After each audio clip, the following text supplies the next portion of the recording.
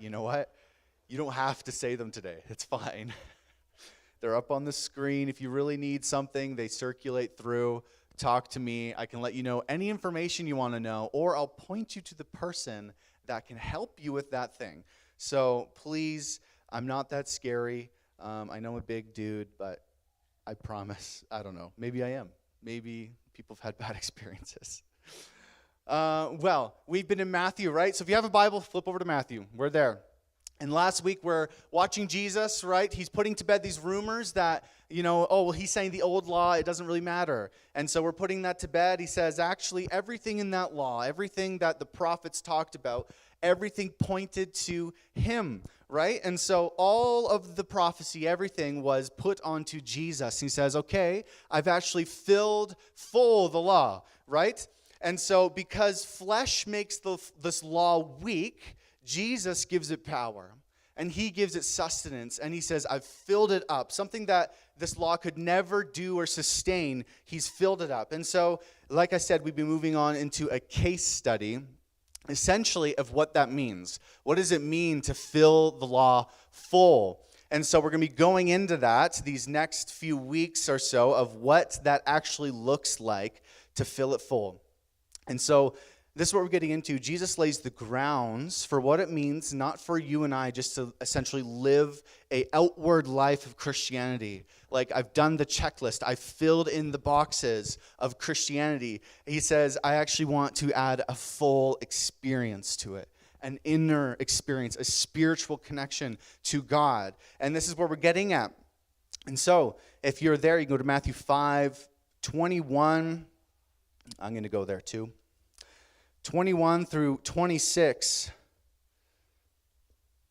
It says, you've heard that it was said to our ancestors, do not murder, and whoever murders will be subject to judgment.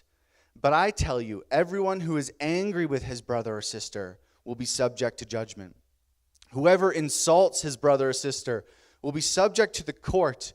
Whoever says, you fool, will be subject to hellfire. So if you're offering your gift on the altar, and there you remember that your brother or sister has something against you, leave your gift there in front of the altar. First, go and be reconciled with your brother or sister, and then come and offer your gift. Reach a settlement quickly with your adversary while you're on the way with him to the court, or your adversary will hand you over to the judge to the officer, and you'll be thrown into prison. And truly I tell you, you will never get out of there until you've paid the last penny.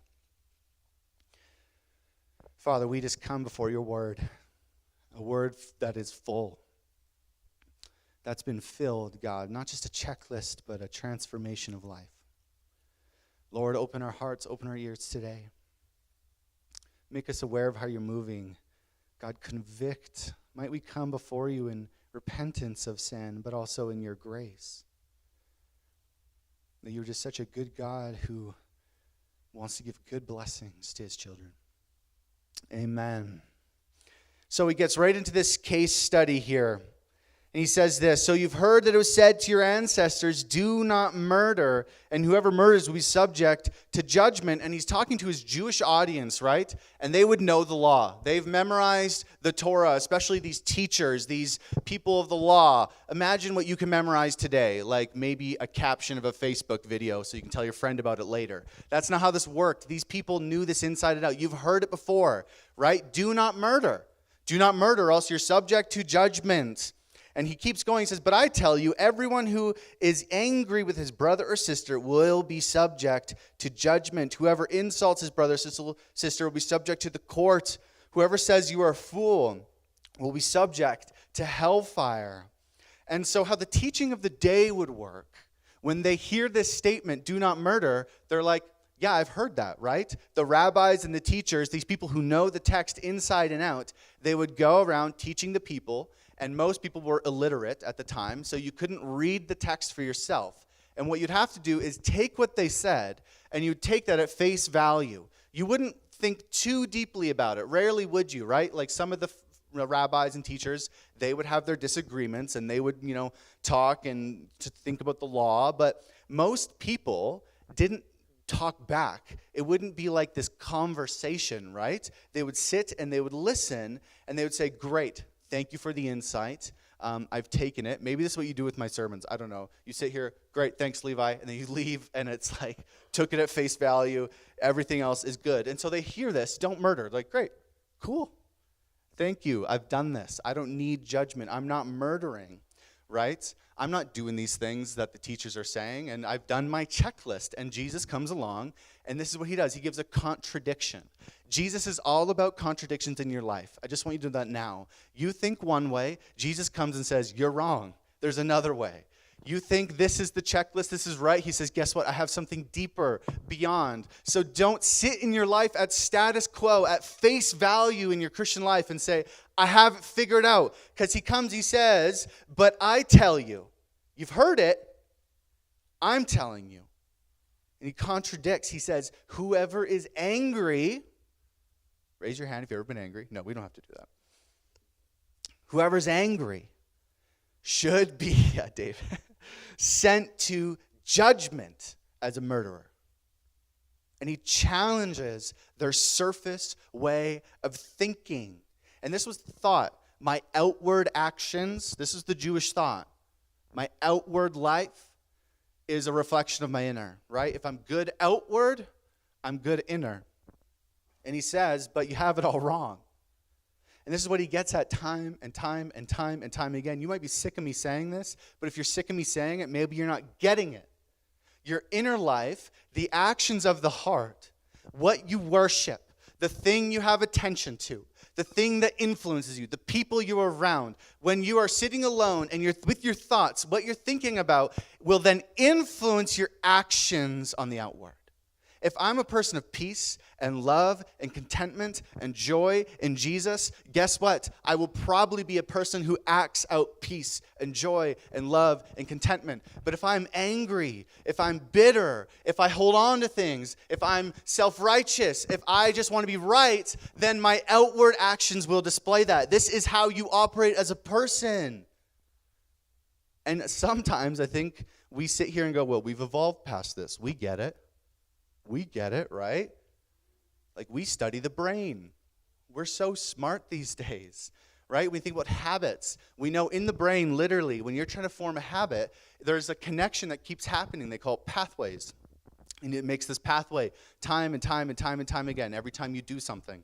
And that's why if you have bad habits, like, snacking at night or something, it's impossible, really hard to break because you are literally trying to cut that habit off and form a completely new one, right? Like, we get it. We nuance. We've gone beyond it, Levi. We get it. Our actions matter, right? The emotional state of our life, when you're depressed and anxious, it affects how you operate in the world.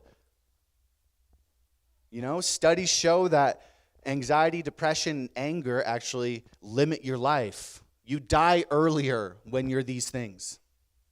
When your life is controlled by these things, you actually shave time off your life. We get it, right? The inner life matters, and yet we still are here on the same confused path, thinking that we can do enough and be enough, and Jesus says that's not right, and you see it everywhere. Like, have you ever heard of the term virtue signaling, right? It is the greatest, grandest movement of the 21st century, virtue signaling. Here's what I mean. Hopping on any trend that you can be upset about and just say, well, there's an oppressed thing here, and then this thing, and then this, and you raise up your virtuous flag and say, look how good I am because I care about all this stuff that doesn't matter.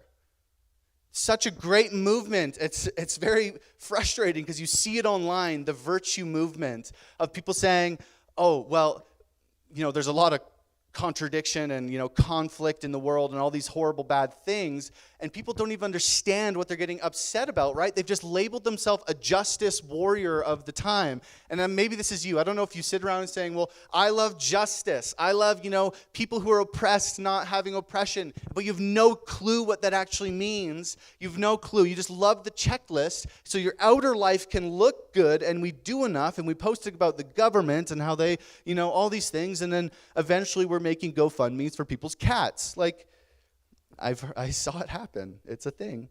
If your cat's dying, just let it go. And it's all a cover-up. do enough, be enough. It's the wrong way of thinking. That outward could lead to inner change. And he says, listen, your inner, and he goes to anger here, it's the new murder. You're angry, you are killing that person in your heart. And then people fight it and they say, well, I thought God was mad. Didn't God get mad at the Israelites? The Egyptians? Didn't Jesus flip tables, right? Ephesians 4:26, be angry, do not sin. There is something called righteous indignation, right? And there's kind of two ways to be angry in your life. The first is a passion and an energy that is brought about when there's injustice done within the context of who God has ordained things to be. The other is just agitated boiling. That's what it literally means. Boiling over. You know, there's a couple times where you see this righteous anger, right? Jesus flipping the tables. He walks into the temple and he sees God's house being desecrated. He starts flipping and cleansing because he is angry at the injustice, at the cheating of money, at the fact that this temple of worship, this place where people came before God, became a place of money and of greed. And he says, this is not the intention. And he was angry at the injustice done to God. Another time is King David in 2 Samuel, a prophet, Nathan told him of this injustice done between the rich and the poor, and this thieving and the stealing, and he was angry, and he said, this is not right, this is not just, this is not how God intended for his people to operate. This is the only time, be angry and do not sin. It's not at people, it's not to justify yourself, it's not to be right, it's to say, man, God made this some other way with other intention. I'm just so mad at the injustice right now. I'm angry at it.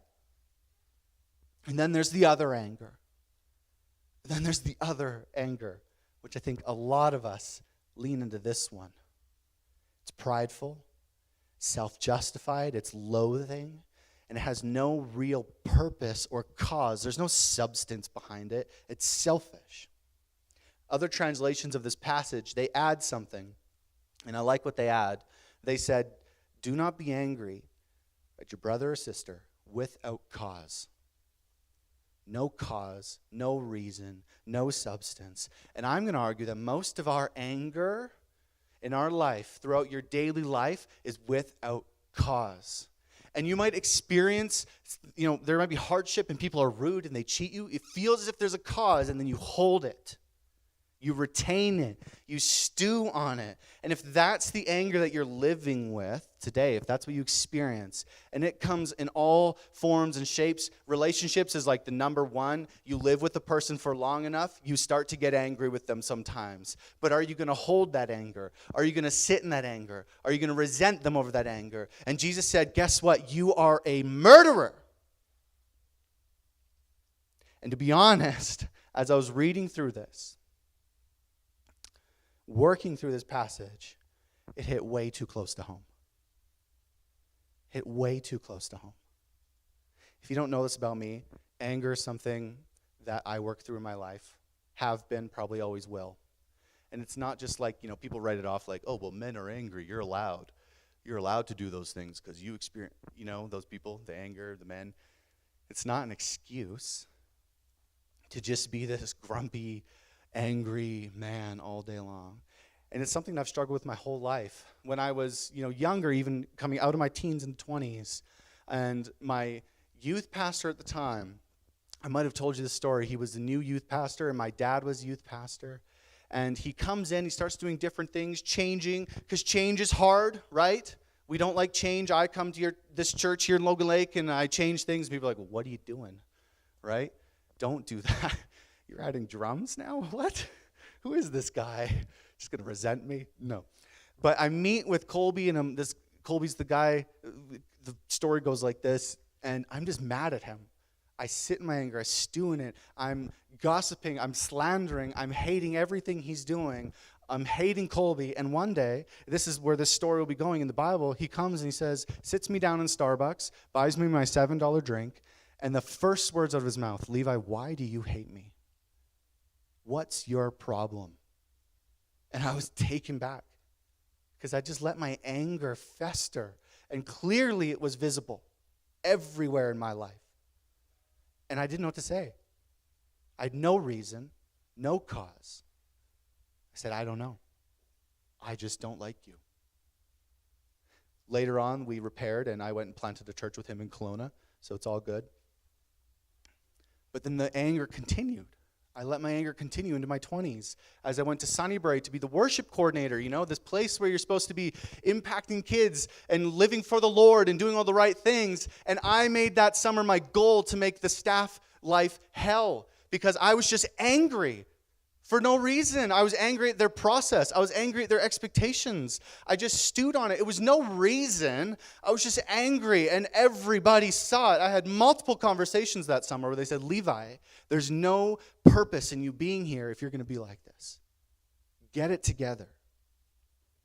And then it goes on, and I sat in my anger for years longer as I watched my dad in the church, and I thought I had cause because I see my dad get mistreated in the church, and then I blame the people, I blame the church, I blame God, and I'm sitting in my anger, stewing in it, and I'm dating Victoria, and she's like, I hate being around you because you suck. You're just grumpy, angry, complaining, bitter, for no reason, all the time. Get it together. And by the grace of God, I have been getting it together. That every day, anger can be a choice of, I'm not going to go here. I'm not going to go here because it affects then my marriage. When Victoria doesn't do the dishes, I want her to do dishes. And I come home and I say, I'm just so mad about this. And she says, why? Grow up. And Jesus comes and says, you are worthy of judgment in your anger, of murder. That should shake you to your core. Cain didn't just wake up one day and decide to kill Abel. Guess what? He was angry. He was mad. He sat in it. He stewed in it. He held it. He kept it. And then one day, he brought the actions of his heart to the outward, and he killed his brother. And so Jesus comes and says this, I'm going to give you the playbook on what to do with your anger. Because left to simmer, it boils with the lid on, and it just comes out. Makes a mess. And so in verse 23, he goes on. He says that, so if you're offering your gift on the altar, and there you remember that your brother or sister has something against you, leave your gift there in front of the altar. First go and be reconciled with your brother or sister, and then come and offer your gift. You might think that church fixes your life, and I get angry at home or whatever, and you're probably thinking, Levi, do you need help? Like, I'm working on it. We're good. I'm not, sure, maybe I need help all the day long from the Lord, but I'm not crazy. But, me just tossing some worship music on at home is not like, I fixed my anger. Right? I'm really angry. Let's just worship. I'm going to come do communion. It fixes it all. He says, I don't even want you to come to the altar. Don't come pretend to worship me as you sit and stew and think about that problem, that anger, that resentment. Leave it. We're going to go into communion today. Come to the altar and drink of the blood and the body. And he says, leave it. Literally go. If there's someone out there that you've offended, go and make it right. Or that you have a problem with. Maybe it's this awkward interaction where you walk across the pew because someone sits over here because they don't want to talk to that person. I don't know. Walk across and make it right, he says. Like, how many times have you come to church angry at your spouse, fighting with kids? You're just disappointed. You're a bit ragey, and you walk in, and then you start singing your songs. I've done this, and I just stand there. I'm like, no, these words make no sense right now because I'm just thinking about how frustrated I am that I, had to wake up and the bed wasn't made right. I don't know. The dumbest stuff without cause. And you're standing there trying to worship, and Jesus says, I don't want your worship from a heart of anger. I don't want it. I want you to go fix it. Make it right. Walk out the back door, drive downtown 2 minutes, make it right. Call that person, make it right. And this is what I love about Jesus. And he says, if you remember, ready, your brother or sister had something against you. It's not like the things that you're mad about. Okay? It's not like, oh, I'm holding this resentment. I've been having it here for 30 years. I'm mad at that person. You might be sitting here. He says, hey, get a little bit self-awareness, people. Let's grow up. Stop thinking about yourself so much. If someone's mad at you, go make it right. And how do you do that, right? Because we love to be right. And this is the whole thing, a kingdom of righteousness, right relatedness with people, with God. He says, go and own it. Something that you maybe don't even understand, that you don't know what you did fully. Go and say, hey, what did I do? Let me own this. Let me be free from this. Let me be able to let you forgive me. You're doing them a service. Jesus is saying fulfilling the law, filling it full. He's using murder as this case study, requires a depth of self-awareness, humility, and ownership over your sin. And if someone has something against you, I can guarantee that you're probably on the side of, well, I don't know why they're angry at me. I don't know. And you just leave it at that. And Jesus says it doesn't matter. Go, own it, now, immediately, make it right. Even if you don't understand, and he uses this word, reconcile. And now let me just make your life really hard for a second, but also good. The word reconcile, right? When you think about that, oh, go reconcile with someone. Sometimes we think it's just like, hey, I'm sorry, I know I messed up. Like, are we fine? And then they kind of go, oh, yeah, we're good. That's how men apologize, by the way. Hey, we good? Yeah, we're good. That's like they're the most they reconcile is maybe a pat on the shoulder. I don't know. But this is what it means in the Greek, literally. Reconcile, to change thoroughly. To change thoroughly. And here's the thing. Our awareness of the offense that we cause to other people actually brings healing to those who never expected to reconcile in our wrong. They might have expected, hey, I'm never going to get an apology. I'm never going to reconcile. I'm never going to be, friendly with this person again. And then you show up and say, I'm here to thoroughly change that narrative. Thoroughly change. Because when we cause people pain and hurt, it actually prohibits them from going to the altar of God as well. Because it can leave them angry and bitter, resentful.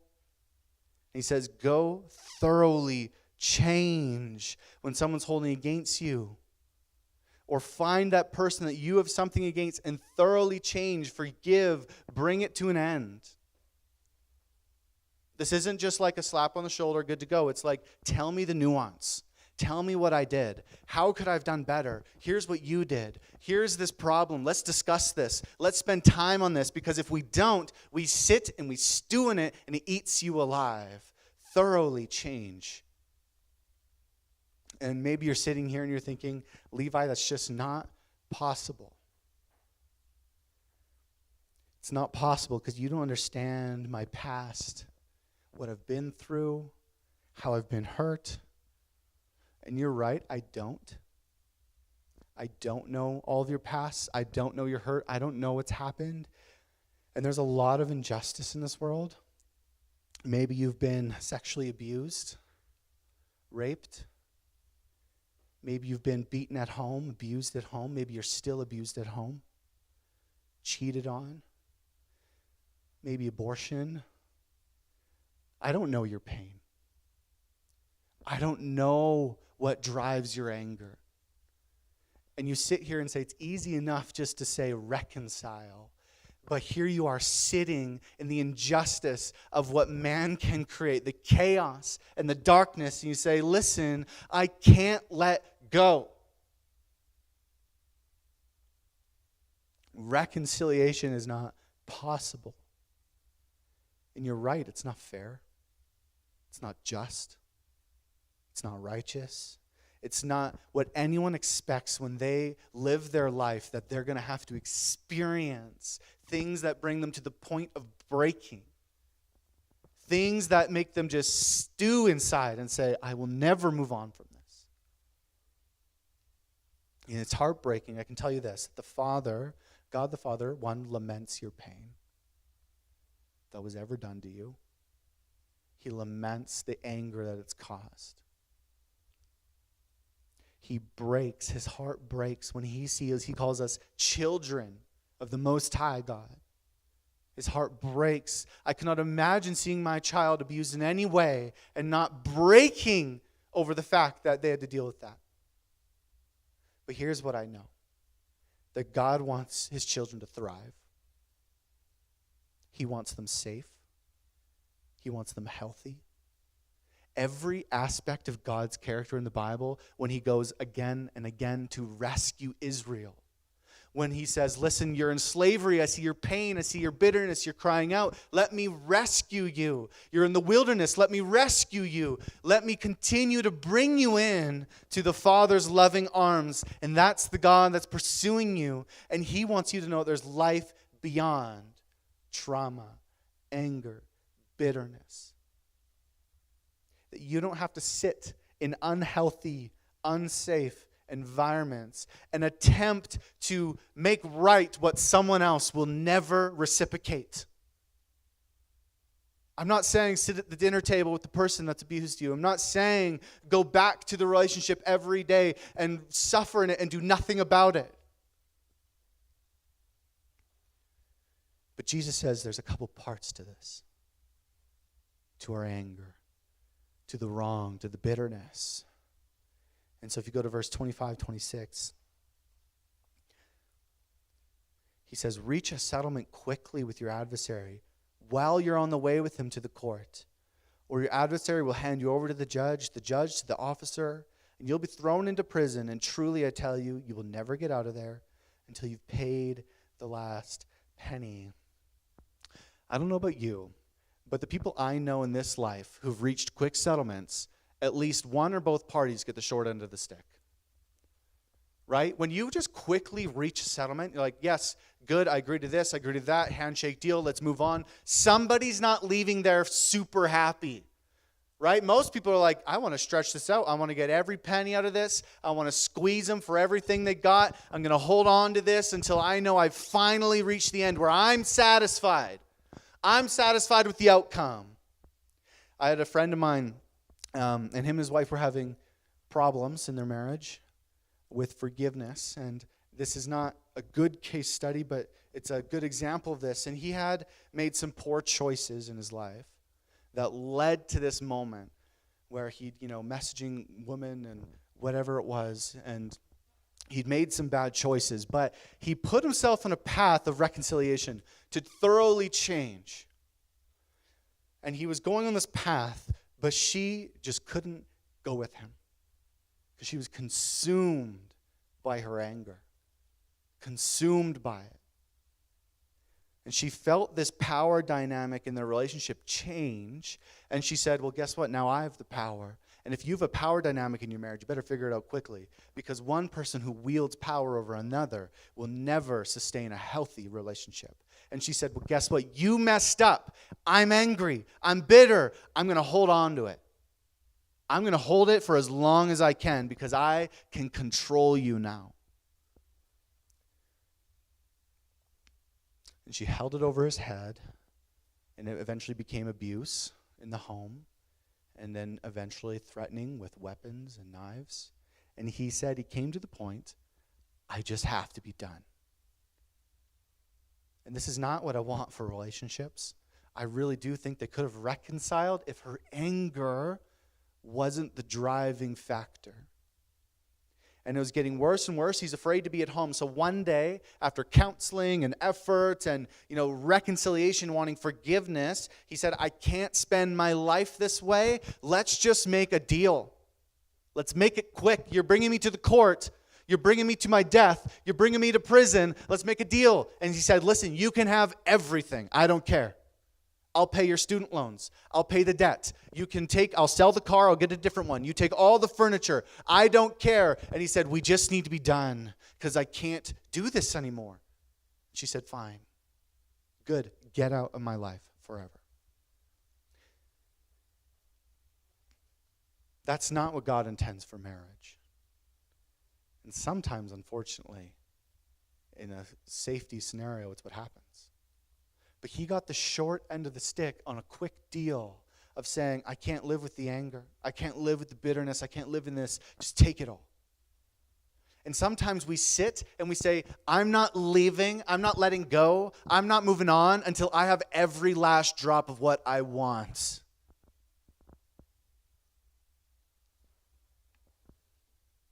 He says it doesn't matter if you're giving something up. If you have to take responsibility for maybe something you don't get, if you need to take some shade, if you have to have hard conversations in your life, Jesus says just be done with it. Make it quick. Get out of that relationship. Get out of the anger. Just be done with it so you aren't going to prison with it. And this is what that prison was, is that the adversary, the people in your life who you've harmed or who you hold resentment towards, guess what they do? They lock you away. They say, you can sit with that, you can stew in it, and you will pay with every last penny of who you are in anger. So in a quick settlement, maybe you don't get all the justice you think you deserved. Oh, we love justice, right? Oh, I was right. I want this. You know, this is like half my marital fights. It's Levi being immature. Well, you did, right? Like, I make the dishes nice, and she says, I don't care. Grow up. I just want to be right. I just hold on to it. I don't make a quick deal and say, all right, fine, we're good to go. Let's move on with our life and be in a happy, healthy relationship. So you might not get all the justice you think you deserve, but here's the trade-off. You live with a weight of freedom. Free from thinking about your injustice, free from the control of another person on your life, free from guilt that you carry because of people you might have wronged, free to approach God in focus and worship. If you lived with a deep anger at the injustice done at you, pain and injustice, I know this might be hard to hear, but sometimes the settlement you need to reach is with yourself. Sometimes the settlement, the quick settlement, the deep wounds, the deep cuts, the cheating, whatever it might have been, you need to come to terms with your hurt and release the anger. Release the power dynamic. Release what you've been holding on to, because you will never get out of that prison till you pay with your life. You'll pay with your joy. You'll pay with your relationships. You will pay with your physical state, your emotional state. You'll pay with the love that you can hold. You'll pay with the closeness you can experience with God. You'll pay in your prayer life. You will pay every last drop of your life to anger and resentment and bitterness if you hold on to it.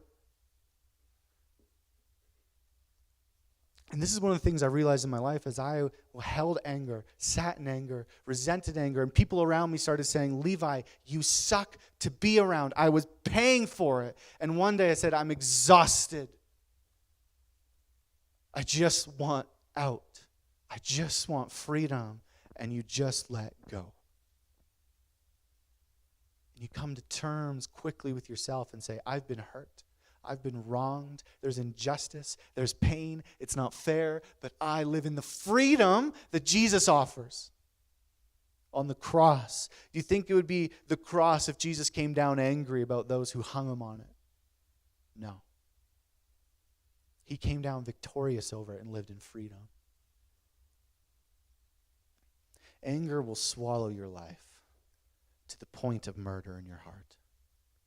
Nothing will excite you again. You're the Debbie Downer, you know, a pessimist, just nothing's good enough. Relationships will be hard. Forgiveness will almost be impossible. You'll be shaded from a life found in God as you choose murder of the heart. You kill the people in your life because you just don't want to look at it and say, let's go to freedom. And Jesus says, my kingdom. This case study of let's fill full. Don't just keep the checklist. Let's go to the depths of who you are and find freedom in that. And my kingdom is a kingdom of that freedom. That's the offer. So we don't just sit here and then say, good, I'll work on my anger. We go and we make it right. We go and we reconcile. We go and we ask for forgiveness. We go and we say, I don't want to hold this. And as we're going to do communion here, maybe you need to stop and say, I can't take this because I live in just self-justice anger. And when we let it go, then we come to the table and say, thank you, Lord, for the freedom. Aaron, you can come up, and we're going to worship. And we're going to spend time, we're going to have communion right now. If you guys want to come up, and we'll get that handed out. And it says, we talked about this when we looked through communion, spend time reflecting on your life. What a moment when we literally look at the blood and the body of Jesus, and if we say, I believe that you died on this cross in that way and rose for sin, for the murder of my heart, for my own life that I just want to control and live in. So we sit here, and I'm going to let us reflect for a bit as Aaron plays. Maybe it's uncomfortable for you. I don't know. Prayer, silence.